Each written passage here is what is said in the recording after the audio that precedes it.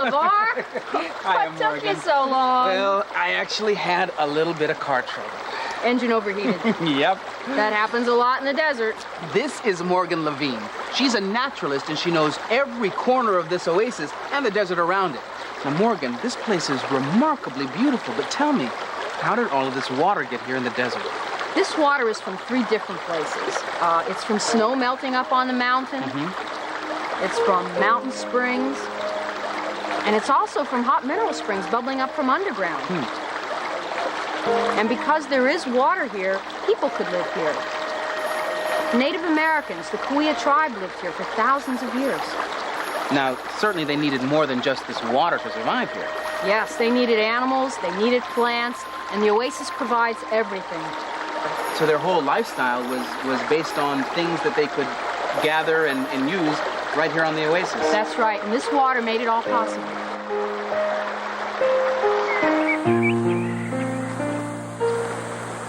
Now, LeVar, this is a group of palms that really shows the action of the water. What do you mean? The water comes through here with tremendous force. If we lived here more than 100 years ago and we came back here, we would wonder, where is the ground? Because when these palm trees began to grow, this is where the soil was. And now, look where the soil is. Now, why are the trunks of these trees all black? The Cahuilla people fired these palms on purpose. They lived under these trees. And this palm tree will keep its skirts, its dead leaves, sometimes we call them the petticoats, unless they've been in a fire. So if you set them on fire, it would make it brighter and warmer and get rid of all the leaves on the ground. But the most important thing it did for this palm tree is it improved the fruit. You can see fruit from the top of the tree here. And every few years, if you fire the palm, you get more fruit and better fruit. Now, what other uses did the Cahuilla have for the palm? Well, they would use the leaf of the palm as the roof of their house. It's windproof and waterproof. They also made some baskets from this. They made stirring sticks and spoons. And they even made their sandals from the palm tree.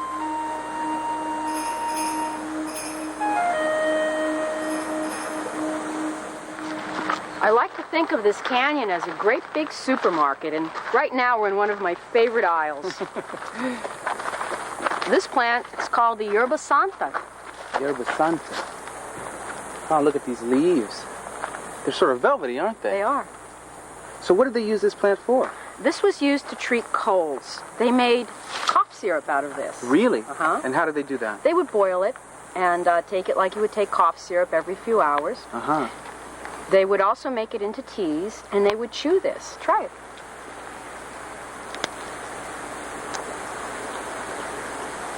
It's kind of gummy, isn't it? And you won't be so thirsty if you chew that. It has a lot of water in it. It does. It's a little bitter. And what's this bush over here? This is called the four-winged salt bush. And they call it this because if you look at it, each little seed looks like it has 4 wings.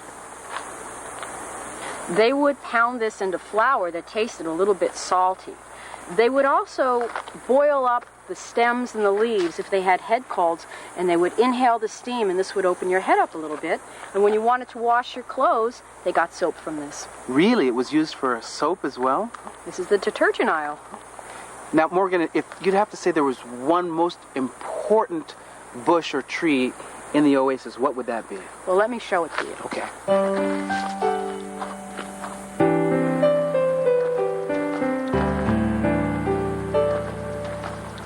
This is the mesquite tree, and of all the plants in this canyon, this is the one that was most important to the tribe. They knew there was water here because there are mesquite trees here. The roots go down up to 180 feet, but they have to have their feet in water. And this was used for so many different things. It was the framework of the house. It was what they made their bows out of for their bows and arrows. They used the sap out of this tree to make eye wash and to treat wounds. They would use the thorns of the mesquite to make facial tattoos, and of course the food from the tree. The flowers are edible and storable, and they turn into these pods. These pods are nutritionally the equivalent of butter. So what does this taste like? Give it a taste. You tell me. It's really crunchy, isn't it? And it's got a sweet flavor. That's why they call this the honey mesquite. The honey mesquite. That makes sense. Now, is this the only way they ate the mesquite, this raw form? They prepared it in many ways, this and other things, in a place we call the kitchen. This is the kitchen, LeVar. And besides eating these mesquite beans just right off the tree, you could also make flour out of them. So you would come here, take some mesquite beans, put them in this mortar hole. This is called a mortar hole. And with this pestle stone, they would pound the mesquite beans into flour. Not only did they pound mesquite, but also fruit of palm and acorns. And each one of these holes belonged to a family. You could even cook in these when they got deep enough. After many generations, they get so deep, you could put hot stones in the bottom and strips of meat on top of that and make it into a sort of a little cooker. So these holes were actually worn into this rock over time like this? After many generations, yes. And if you were a grandmother, you would be passing your mortar hole down to your granddaughter. Now, does the ground up mesquite have a different flavor than the mesquite bean itself? I think it does. Would you like to try some? Yes, I would. So this is the ground up mesquite, huh?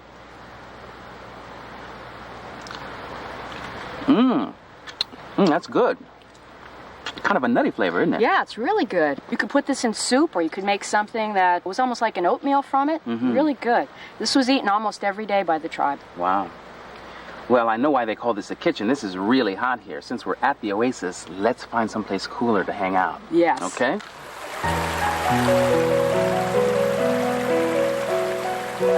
Morgan, thank you so much for the tour of the oasis. I really enjoyed this. Me too. Thanks for coming. And don't forget some water for your Jeep. That's right, I won't.